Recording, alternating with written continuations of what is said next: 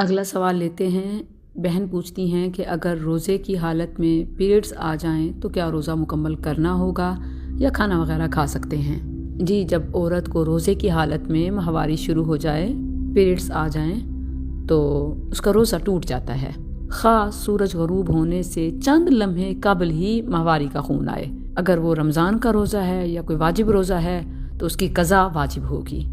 حالت حیض میں عورت کا روزہ جاری رکھنا حرام ہے، تو جب روزہ ٹوٹ گیا پھر بھی کھانا پینا چھوڑے رکھنا یہ بے وقوفی ہے۔ ایسی عورت کو چاہیے کہ اس کی جسمانی ضرورت ہے اور ایموشنلی بھی کہ ہارمونل چینجز اور ویکنس کہ وہ فوری طور پر کچھ کھا پی لے تاکہ جسمانی قوت کو بحال رکھے۔ یہی نفاس والی عورت جو چھلے میں ہوتی ہے آفٹر ڈیلیوری، جتنے دن اس کا خون آتا ہے، اس کا بھی یہی حکم ہے۔